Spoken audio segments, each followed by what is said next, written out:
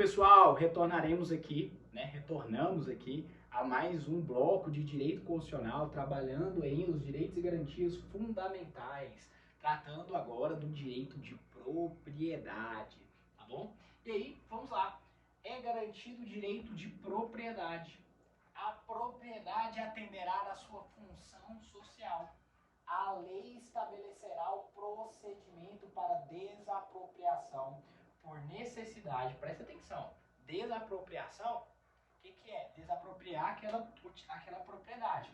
Mas ela só irá ser desapropriada quando? Por necessidade, por utilidade pública ou por interesse social. Quando? Mediante justa e prévia indenização em grana, tá? Em dinheiro, ressalvados os casos previstos nessa Constituição. Então, turma, prestem atenção. Desapropriação, existe o procedimento. Só vai desapropriar por necessidade, utilidade pública ou interesse social, que é o princípio da supremacia do interesse público sobre o particular.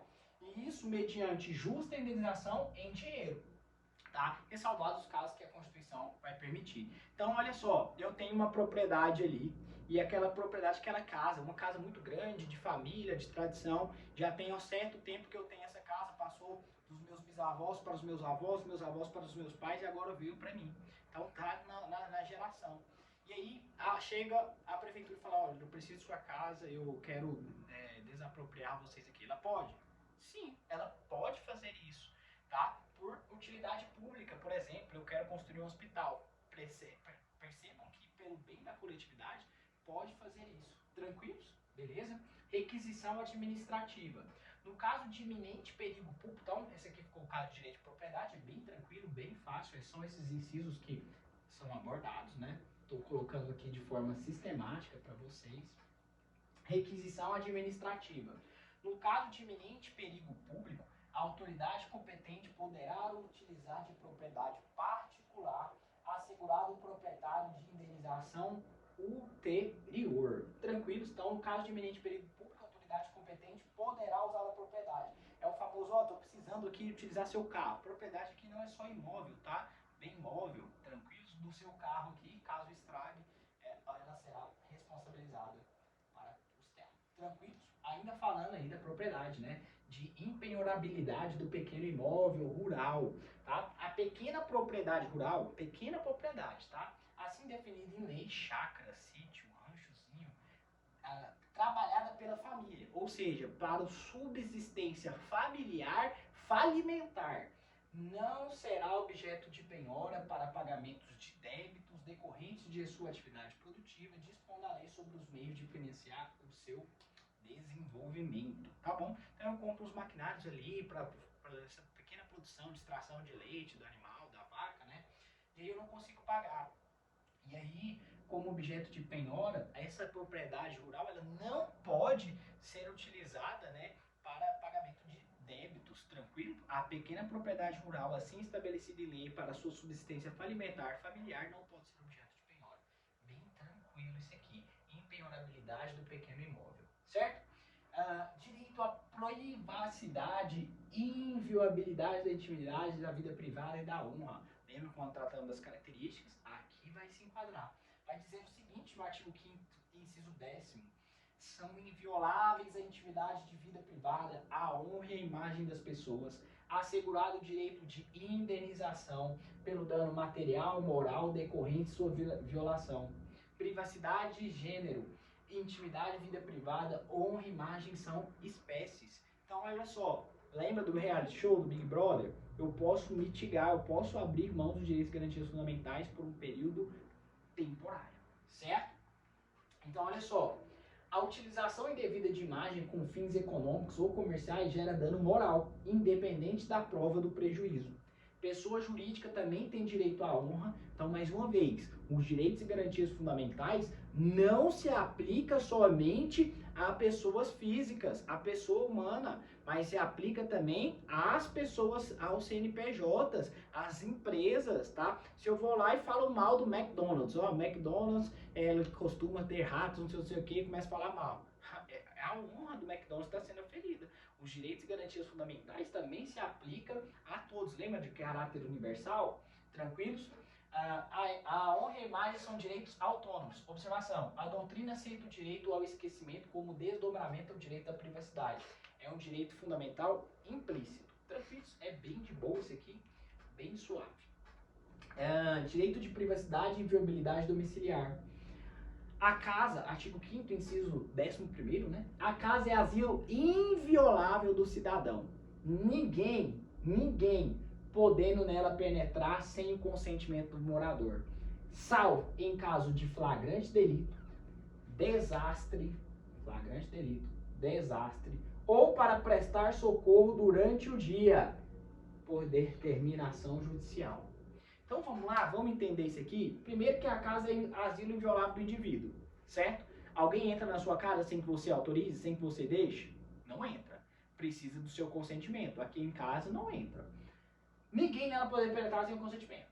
Agora, salvo em caso de flagrante delito, então essa hipótese de flagrante delito precisa de autorização para entrar na minha casa? Está cometimento de um crime. Ai, senhor, eu preciso de permissão para entrar na sua casa. Não, permissão não, mete o pé e entra mesmo.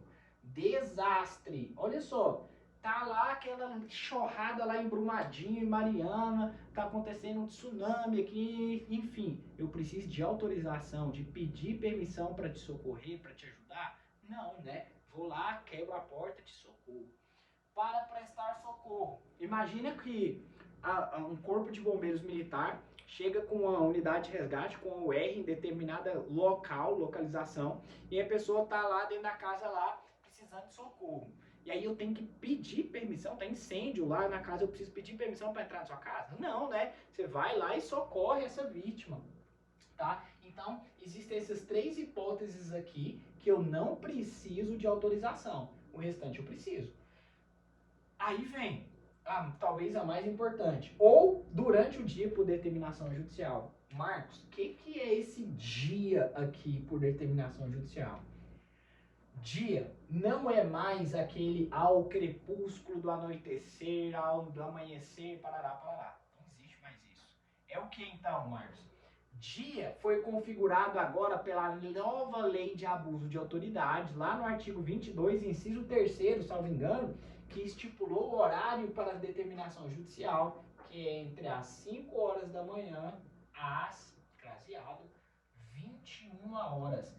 Esse é o horário para cumprimento de determinação judicial. Isso é dia agora para o direito, para o nosso ordenamento jurídico brasileiro, certo?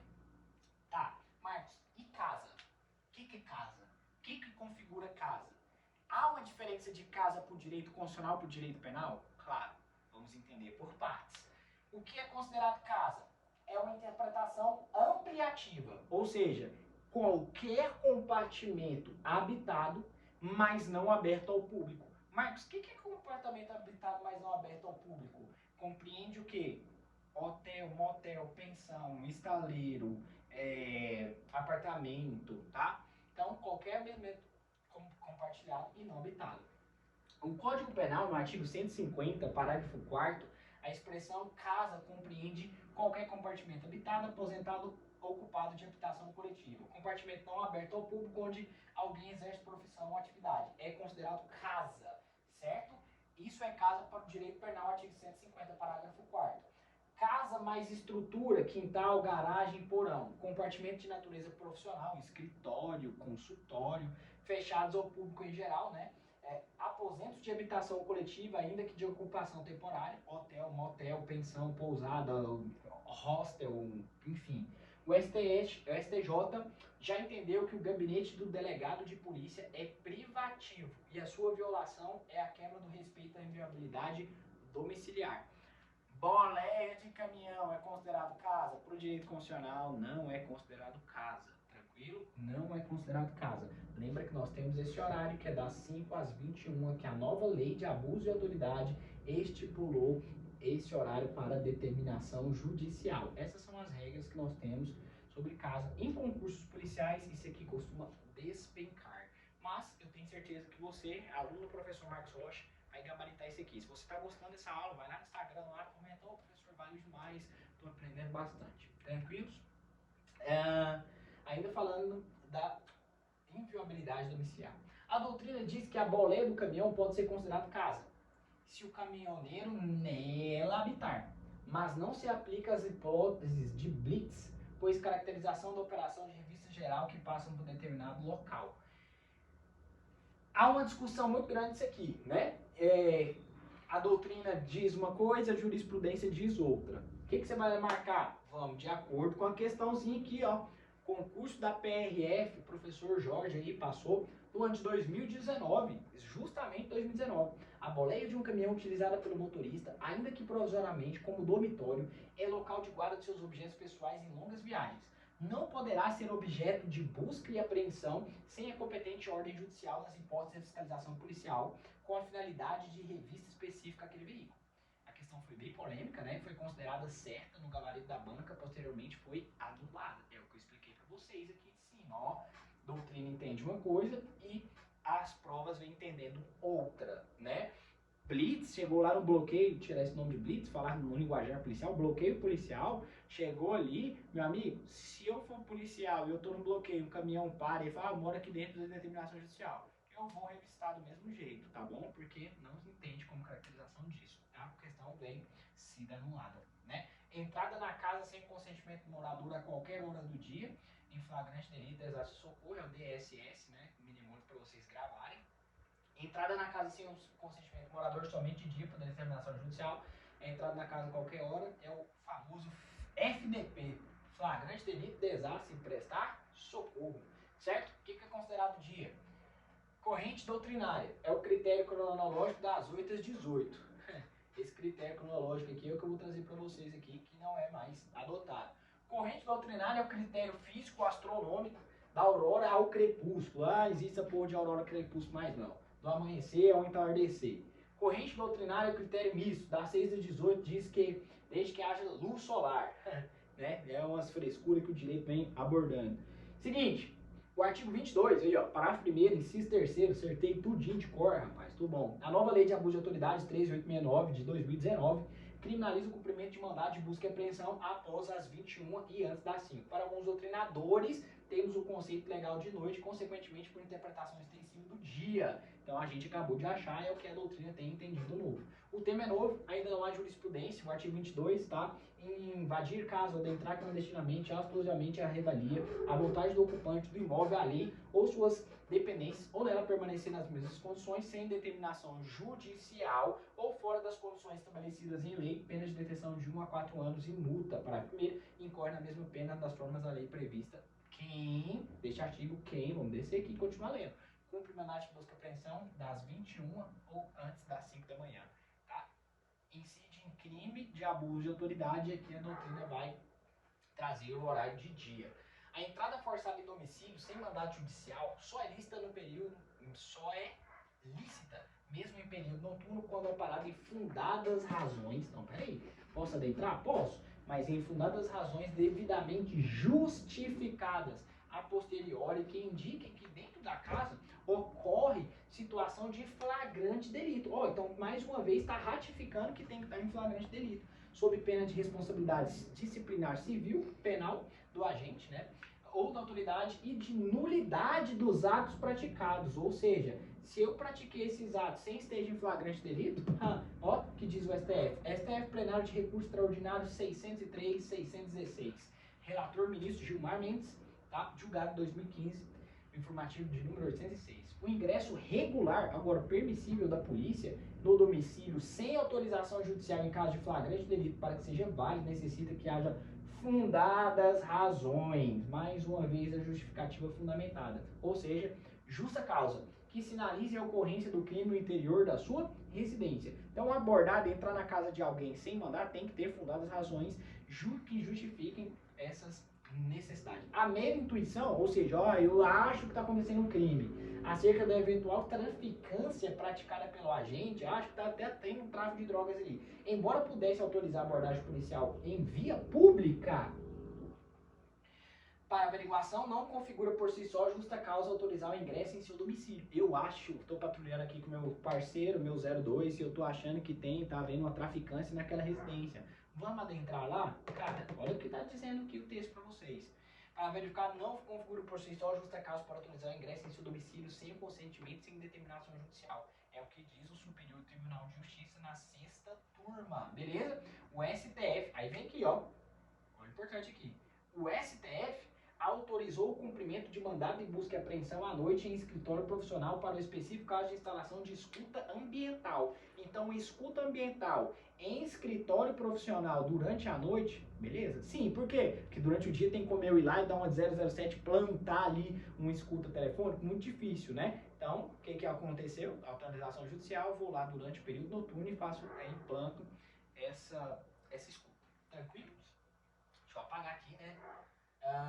Continuando. Artigo 5º, inciso 12. É inviolável o sigilo de correspondência das comunicações telegráficas e de dados e das comunicações telefônicas, salvo no último caso por ordem judicial nas hipóteses em que a lei estabelecer para fim de investigação criminal ou instrução processual penal. Tá? Nós já falamos desse inciso, mas eu vou continuar frisando com vocês, é um inciso extremamente importante, principalmente para provas da Polícia Civil. Não existe direito absoluto. O princípio da relatividade e convivência das liberdades públicas, portanto, é possível a restrição de qualquer inviolabilidade das comunicações. Isso a gente vai estudar quando estivermos falando lá do tópico dos estados de defesa, estado de sítio, que vai ter essas garantias aqui. Lembra que no estado de sítio, quando eu estiver tratando isso com vocês, pode haver a relativização da limitabilidade de todos os direitos, inclusive da vida, né? Inclusive da vida, que pena de morte temos aí no estado de sítio.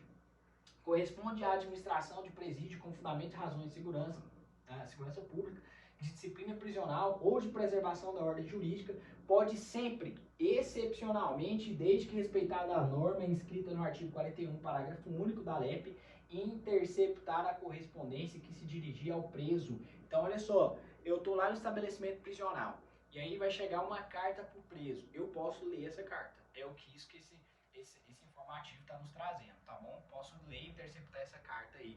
Sigilo de correspondência quebrado. Tranquilos? Vamos avançar. Vence o sono, bebê. A Receita Federal, Administração Tributária, né?